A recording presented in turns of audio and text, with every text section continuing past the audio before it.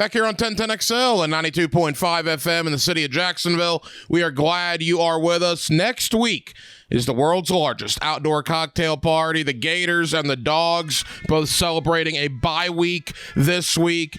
The Florida Gators and the Georgia Bulldogs will get together next Saturday. Prior to the game is the Florida-Georgia Hall of Fame induction ceremony, where former Florida Gator Trey Burton will be inducted into that Hall of Fame. Trey Burton kind enough to join us now here on 1010XL. Trey, how we doing? I'm doing well, bro. How are you? Trey, I'm good, man. Thank you for the time. Your reaction when you found out you were going into the Florida-Georgia Hall of Fame? Immediate reaction was just honored. I didn't expect. You don't really play the game to get inducted to a Hall of Fame or anything like that. So I was just really honored and excited, and it's a big game for my family. I have a lot of my family lives in Georgia, and it was just really important to all of us. It's a great honor, no question about that. 2 Gators, 2 Dogs every year get to go in. I mean, what are your memories from the Florida-Georgia game as a player? It's always definitely the toughest game of the year. There's definitely the most hype, around it. The atmosphere, the coming over the bridge from the hotel, all the buses and RVs and campers and fans. It's just something that you never forget. I feel like I can remember that vividly more than a lot of other things in my career. And so it's always a tough game. It doesn't matter what the records are, truly doesn't matter at all. You could be really bad or you could be really good, and you still have to get your mind right, and get ready to go.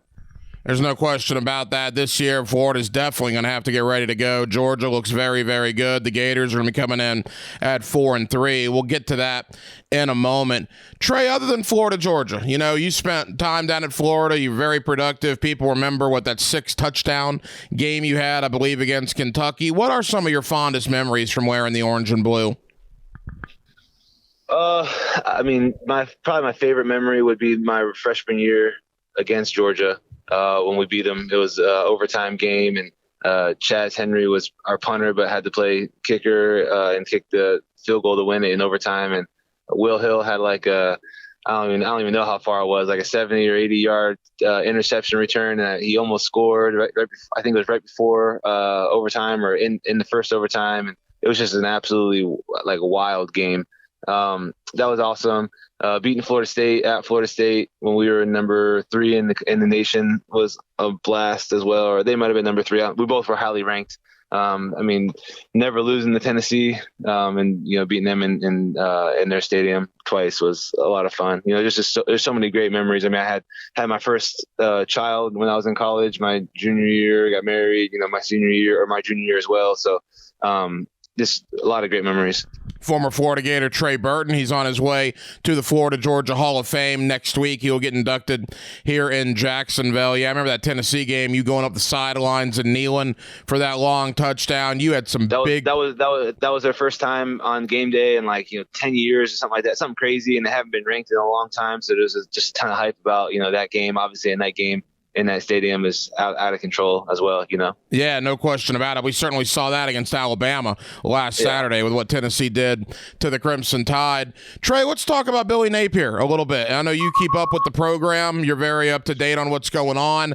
Obviously not where Florida fans want to be, 4-3 coming into this game, but have you met Billy Napier, and what are your thoughts on him so far?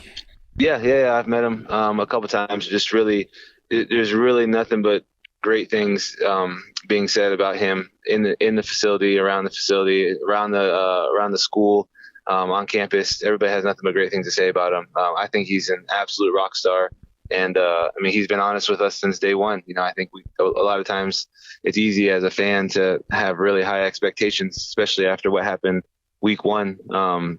But he's been saying it since day one, since he's got here, that we need to get more talent in, and we need to get more depth, and we need to do things the right way, and that stuff takes time. And so I think he's definitely the guy for the job. It's interesting to me as a media guy. I know fans ask this question all the time. Florida is Florida, right? I mean, think about all the national championships and the Heisman Trophy winners. Yet we've been told over the last couple of years how far behind Florida fell with facilities, with student dorms and everything, and how Billy Napier is coming in and changing a lot of that. Now, the facility was already in the process of being built. He's added some things to that. The dorm life for the student athlete is a lot better. I mean, had Florida, in your opinion, kind of fallen behind with that? And is Billy Napier trying to even the score a little bit? Yeah, they fell really far behind, because back in the day there wasn't social media, there wasn't internet where you could see what everybody else has going on, and you think Florida is it and was the only one that had all these things, and so now that everybody can post stuff on social media, everybody can get everything that they need for all that stuff, dorms, weight rooms, everything. And so and you think about it, like Florida's obviously one of the premier schools. I would argue the premier school in the country, but all these other schools are spending crazy money. I heard something about like Iowa State spending $140 million on a football facility. I'm like, goodness, dude! Like Florida spent $85 million, and the place is unbelievable. What else could you possibly get more than what they have? So I mean, you gotta think like other schools are spending big time money to even come close to what we have at Florida. And so, yeah, I mean, we definitely fell behind from that standpoint. And kids are different these days, man. Kids care about the flashy stuff, a lot more than they did in the past and when I was growing up. Have you seen the facility? Yeah. What about it? What about it do you like the most? Well, I think me obviously being in multiple facilities, playing in the NFL on 3 different teams, and when I was in Chicago. My first year in Chicago, they just moved into their $100 million facility up there, which is absolutely beautiful. But the thing that sets Florida apart from really every facility that I've been in is how functional it is. Like everything was put in a place that makes sense, and there's no wasted space. In the sense of like you have a team meeting room, a big team meeting room, right? Regardless of the size, outside of the team meeting rooms are all the position rooms. So you don't have to walk across the building and waste time or get lost, to go to your meeting room. You literally just go outside of the team meeting room, which I know it sounds simple, but that's not how it is, everywhere. It's same with like the weight room. The weight room is literally connected to the indoor facility, where like I was in Chicago, $100 million facility. You had to walk, 20 minutes to get to the indoor facility outside. And obviously Chicago's cold. There's nothing fun about that. It sucked, But they just built this awesome facility. It was absolutely spectacular, but it wasn't really functional. Like you leave a team meeting room, you got to walk all the way across the building to get to the meeting rooms. And same with Philly and Indy as well. So I just thought it was super functional. It was really cool to see that, and just how these kids are going to be able to use it. It'll be next level for those guys for sure. Final moments here with Trey Burton. He's going into the Florida-Georgia Hall of Fame next week here in Jacksonville. Trey, I want to ask you about Doug Peterson, but final thought on the Gators. Anthony Richardson. Obviously, there was a ton of hype with him coming in to the year. You probably know a little bit about that from your time at Florida as well, certainly, and has had some good moments. It's had some tough moments. How would you assess AR's play to this point?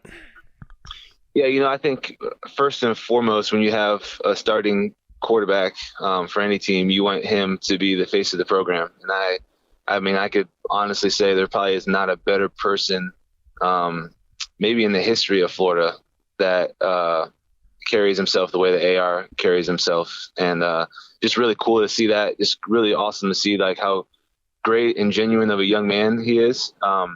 And obviously we all know he's extremely talented, and he'll get everything figured out on the field just because of how hard he works. But like first and foremost, like you couldn't ask for a better representative of the University of Florida. And I think everybody in the facility and, on that campus knows that.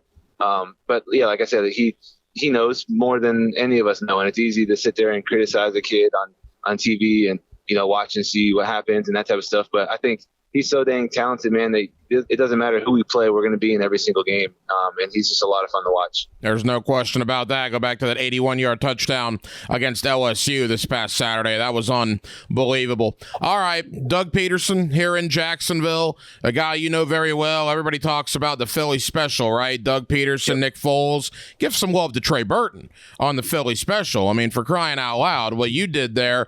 What's your thought on Doug Peterson as a coach, and how do you think he'll do long-term here in Jacksonville? I love Dougie P, man. We had some really special moments in Philadelphia. I think he is going to do really, really well, obviously with a great quarterback and Lawrence and some really good key players. They did a good job this offseason paying the right guys and getting some good talent into that facility. Press Taylor as the offensive coordinator. Press was, in the quarterback room when I was there in Philly, and just had a great relationship with him as well. They'll definitely get things figured out. Obviously the AFC South isn't necessarily the strongest division in football, so honestly, a couple wins in Jacksonville will take you a long way, compared to what they've had over the last couple of years. So he's going to do really well. They had a good start to this season this year. They're really competitive. And as Trevor continues to grow into the guy that we all know he can be and what we've seen, him do in college, they're just going to continue to get better. Yeah, people love Doug Peterson here in Jacksonville. No question about that. And I think what people love, Trey, is it's an exact 180 from what was here with Urban Meyer. I mean, were you, as a former Gator, were you shocked at how bad that went? No, not necessarily. I just didn't know. I didn't understand the reason why he came out of basically retirement from coaching to do that, to take that job. It's a huge difference, college to NFL. There's not very many similarities from a coaching standpoint, obviously I have so much love for Herb, and he's one of the reasons why I went to Florida and chose to go there, and just all the positions he put me in to be successful, from a football standpoint. I just respect the heck out of him. So I have nothing but great things to say about him. All right, Trey, final question. Again, for people that aren't aware, most are, Trey Burton going into the Hall of Fame next week, Florida Georgia Hall of Fame here in Jacksonville. You're standing in that podium next week here in Jacksonville. What's that moment going to mean to you? Yeah, it's just going to be surreal. I'm really excited to have my family there, my kids, just to be able to see that. Obviously, they were too young or they weren't even born to see me playing in college, but they are diehard Gators, love the orange and blue, and so I'm just really excited to be able to share that with my family and my kids, and it's going to be a really special moment for myself and my family. Trey Burton, Gator great, going into the Florida Georgia Hall of Fame next week here in Jacksonville. Trey, thank you for the time, man. Know you're busy. Enjoy yourself here in Jacksonville next week, and hopefully Florida can pull off what would be one heck of a surprise next Saturday afternoon. Thank you, my friend. Yeah, bro, anytime. Thanks so much.